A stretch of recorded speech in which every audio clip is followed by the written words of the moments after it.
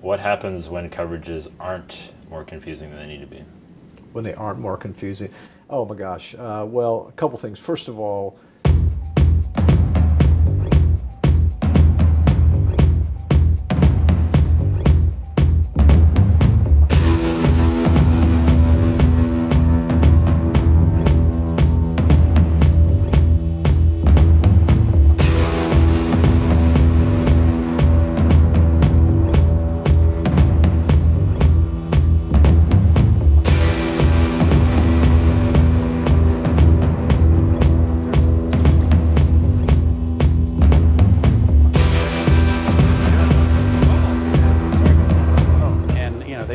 tails off for almost 3 years now, and just how gratifying it is now to see it in the results. That's the huge uplift for the whole company. Yeah. Is now we're starting to see it really.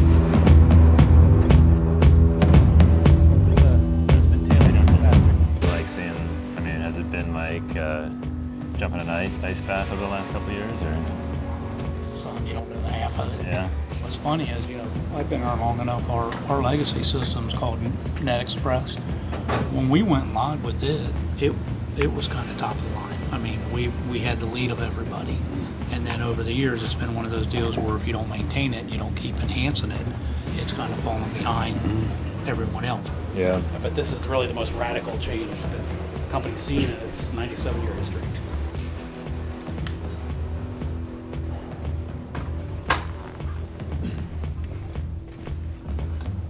How you doing, sir? Mike LaRocco. Mike, nice to meet you, Joey. Nice to meet you. You want to talk in here or the conference room? What's better?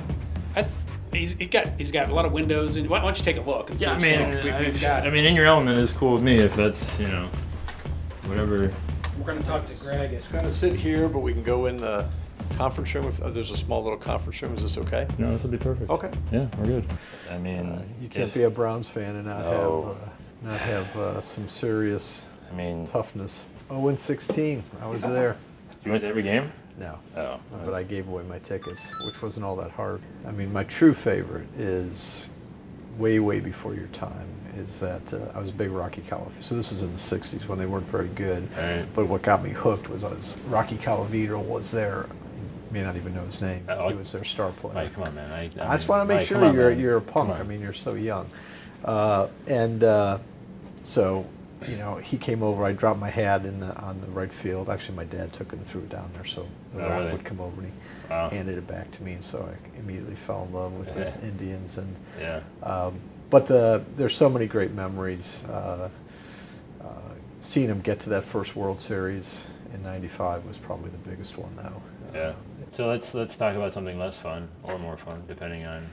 It's got to be insurance. Well, yeah. So I don't know that I don't know the answer to this question. I don't know how many people know the answer to this question, but why insurance? Got a job, you know, graduated Ohio State or the Ohio State University, and needed to work. Didn't have any money, and Progressive was hiring. Got a job I was a unit supervisor, which is an entry-level job, $10,500 a year, and I worked 1 to 9:30 and supervised a part-time team of mobile home underwriters in Cleveland, Ohio. What year was this? October 1978. Okay. And the team that worked for me were 4 part-timers who came in at 5 o'clock. So it seems like, I'm obviously not in the basement seeing what's going on day to day, but it seems like things have, we just talked to a few people kind of walking around, it seems like things have turned around pretty quickly, just attitude, just direction, overall, just kind of company. What was the one unexpected thing during the last kind of 3 years that you just necessarily didn't think was going to happen or weren't prepared for, or just like what's that been like? Oh God! If there was only one, it would be an easy question to answer. There were a million. I think the depths of the technology weakness was worse than I had thought it would be. In other words, when we started thinking about what needed to be done here, I knew that technology was going to be at the top of the list, but I think, you know, when you go out and you start looking at underwriters working off of green screens, you know, in 2015, you realize that the amount of work that's ahead of you is probably broader and deeper than you thought. And then it was a workforce that had gone through a number of years of poor results, bad combined ratios, as well as losing customers. And I think there was just kind of that feeling that, are we ever going to win? And that was something that I hadn't expected. So did you try to get a win early, quick? Was there something that you said, I need to do this right away to kind of? No, there was no hope for a quick win, and I think when you try for something like that, you maybe make the wrong longer term decision. Having said that, there is some things that we did up front, which is there were a couple issues that you knew coming in. One, we were coming off of some really poor performance, so incremental change wasn't going to get us there. That just wasn't going to happen. The second thing that we were facing is that this leadership team believes in the change that's coming, due to technology. Pick your buzzword: big data, artificial intelligence, IoT, digital. This whole tsunami of change was coming. So we knew we had to do something dramatic. And at the core of what we needed to do was the culture of the organization. So it might have been, I guess, in answer to your question, it might have been a quick win, at least from the standpoint that we knew that the culture we had inherited, which was kind of a traditional Midwest regional mutual type company, paternalistic kind of top-down management, compartmentalized decisions, that wasn't going to work. So we immediately came in and started saying, the culture that we need has some component parts: radical transparency, a culture of openness and candor, a culture of empowerment where people are encouraged to make decisions, a culture that if they make that decision and it's a mistake, that's okay, just fail forward. Yeah. This idea where we can't afford to waste a single voice, where everybody needs to be part of the process, and we kept talking about it. So we did do some things that some people may have considered quick wins. We did some things to demonstrate that culture in ways they could touch and feel. We eliminated a dress code. Never thought that made any sense anyway. Felt pretty casual coming in. Yeah, you come in the summer when they see the shorts. Our CFO rocks his shorts, nice. I gotta say. We eliminated performance evaluations. These were silly things that never made sense in the first place. And so a lot of the space, we are still a fiber wall company, but we're trying to tear those down, create more open, collaborative space. These are things that don't necessarily change the outcome of the company immediately, but it shows people that when you talk about culture, and I talk about it every single meeting for almost 3 years now, and you talk about the type of culture that we want to create, I think people start, if they can touch it and feel it and see it as well as hear about it in the words. We followed it up with some changes to compensation plans and job grades, and trying to eliminate a lot of the rules and guidelines that are usually set in place that just add burden to the company, and try to make it a more open environment without all that heaviness on top of it. I want to do something a little fun. I asked a very special group of agents on Twitter this morning. Nice. You can follow me on Twitter, by the way. I think I do. Are you? So we have this. There's a group of agents across the country called the 5 a.m. Club Insurance. Okay. So it's like a bunch of agents that are up at 5 doing their thing, whatever it is, doing the insurance stuff. And I said, I didn't tell them who I was meeting with today, but I said I'm meeting with an insurance company CEO. I said, what questions would you want to ask? Good. Or what questions would you want to have answered? This first one, I'm going to. I'll make it a little more palpable. It's okay. Just let it rip. You might know who. I'm going to credit these people too, because That's fine. You might know Seth Zaremba, Zinc Insurance, maybe up in. I think so. Right down 71 there. Yep. Basically, he would like to know, when you actually do bow out of the insurance game, will you have advanced technology enough to be able to sleep at night? Yes, I think that not because of me, but because of the team here. I think what the State Auto team has done here, I can say that with a lot of conviction, because I believe we're already well down that path. So, yes.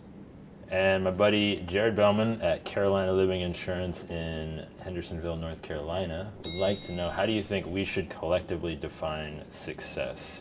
Well, I think from an industry perspective, if we can, again, embrace the change, think differently about the way we offer our products, both the products themselves and the way they're offered to consumers to meet their expectations. I think historically the industry has said, here's our products, and here's how we're going to distribute them, take it or leave it. And I think that you're starting to see now through all the different ways that consumers are interacting with their companies that we have a better way to do that. And I think if we embrace the change that's coming and become a more efficient industry and meet their expectations, I think products will change. I think you're seeing that through sensor-based products as an example, really starting to meet consumers' needs, and we're delivering them differently, meeting consumers' needs.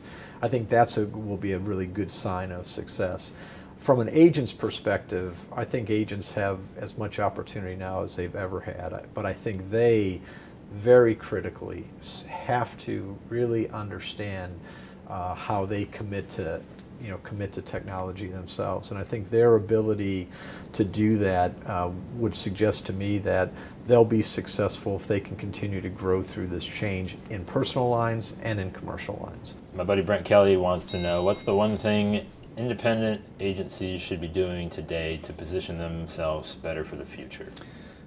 They have to have a better digital presence themselves than they do today. So obviously the foundational things, obviously having a website and having an interactive, effective website, understanding search engine optimization, going out and trying to attract people to come to their agency through digital presence is absolutely positively essential. And if they do that really well, if they understand SEO, if they can drive customers to them through good search work, I think that is absolutely positively essential to their ongoing success. And they have to understand that the relationship still matters, nothing's different. It's just the customers may want a different type of interaction. They may want a different type of relationship.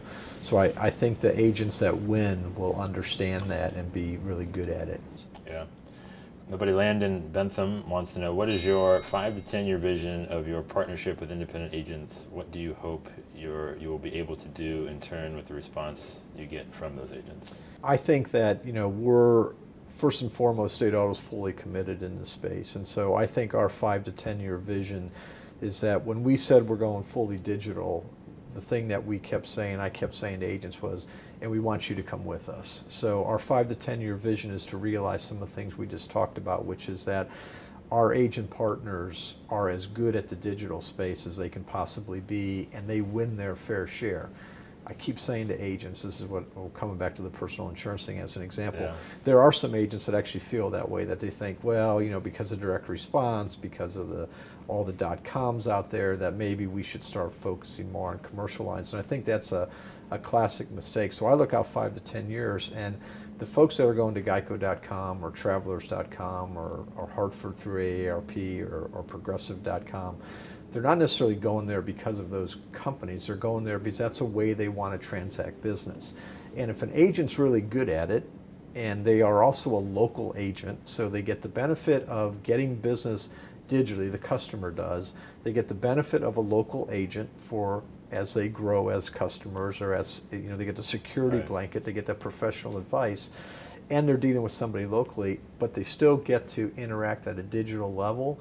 I think in 5 to 10 years, if agents are effectively in that space and they're effectively winning enough business for themselves in these personal lines, which they will, that to me would be a successful 5 to 10 year view of agents. Next one is from my friend Jeff Roy up in Canada, Excalibur Insurance. Okay. And he wants to know, what is your biggest challenge, but how can AI help with it? Are you building API for agents so they can create a great customer experience? Are you building any new connected home or UBI products? Well, that's a good question, eh? Well, he's building his own I voice. just threw the yes, I yes. don't know if you Of caught course, that I got because that, you're yes. young. So the connected stuff is something we're super committed to. We've got this, or part of our organization is called State Auto Labs, and we're looking at the stuff. And the answer is yes. I mean, first and foremost, when we launched our new digital platform, we also launched new products, including telematics, which is obviously a sensor-based product, and we thought our take-up would be 15 to maybe 20%. It's over 30% of our customers are choosing telematics.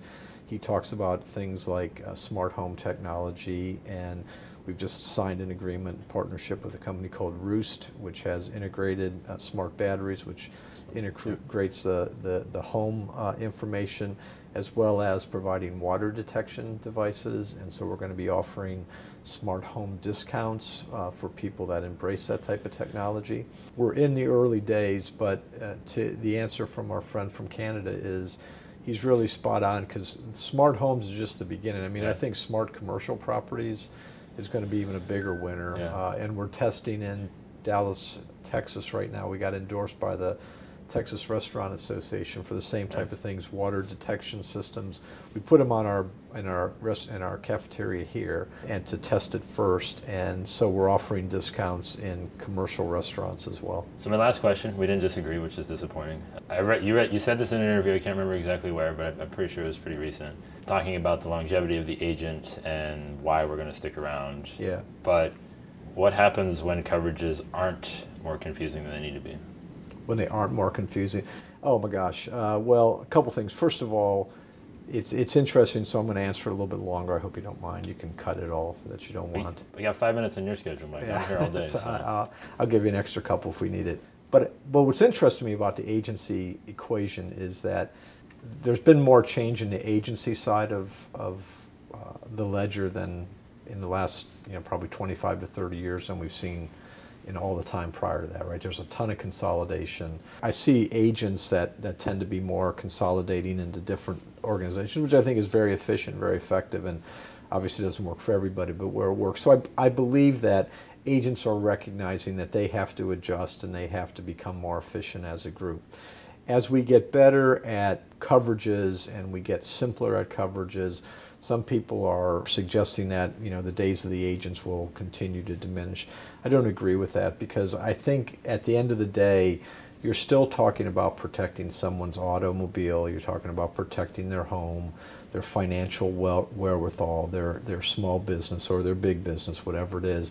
And I think there's a level of professional advice that will always be critical. We can explain the coverages much more simply. We can provide that information more effectively. We've been awful. I mean, you see the deck sets, nobody actually reads those things.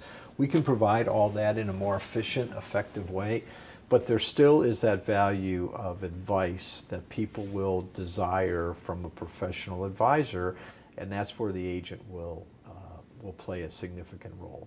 You look like you want to disagree with me. So well, let me hit you with this scenario. I don't know how far off this reality is, but this is where I'm always kind of hedging my bets on the future of the industry. Back to the sensor data and all that stuff, right? So I don't know, 10 years, maybe 15 years, I would imagine a car would have the ability to, again, back to that real time, assessing the risk. Privacy, I think, is the biggest thing that's going to get in the way of this. Fair. And regulation. Yeah, all those things. Realistically, the information would be available in real time for that car to properly be underwritten, whatever, for them to have a financial understanding of that person's need, and it could all just be happening without anybody interfering with anything, right? Yeah. Taking it even like on my health and background, like at some point, people will constantly have their vitals monitored, sort of thing, knowing like when the heart attacks coming, sort of thing. That's right. I'm just saying, so it's like at some point, right? I would imagine that real-time diagnostic. I'm struggling to find that advice that we would be able to provide. Look, you bring up a very fair argument, and I think there should be real awareness of that fact and real concern about it, because certainly an agent at your age has to be aware of that, and I think of agents who are thinking about perpetuation and their kids would want to certainly be aware of that. But I think what's going to happen when we do that is I think coverages as they exist today will change. Yeah. I mean, we sell package policies, we sell liability and physical damage, and I think you're going to see maybe potentially a liability package that just follows you as an individual, whatever it is you do, as an example. Yeah. And so I think that while all of that will be true, that there'll be a lot of real-time information as you walk around and as you either get in your car in the back seat or the front seat if you're still driving. Yeah. But it just feels to me, and again, I think you're probably long-term correct. I think there's some possibility there. But I think what's going to happen is that the products themselves are going to evolve and adjust. And I still believe there's going to be some... somebody kind of helping them through that and explaining that. And, and maybe even more so, because maybe, someone has to understand that, this vehicle that is, a smart vehicle that knows where it is and knows what you're doing. Here's why we're charging you what we're charging. Here's why you're exposed in these situations. Here's why if you do this, you're gonna have to spend more money. I'm a little more optimistic about that because it seems to me that financial protection around autos and homes and commercial properties are going to evolve, but I think there's going to be some interpretation challenges that are going to come into play.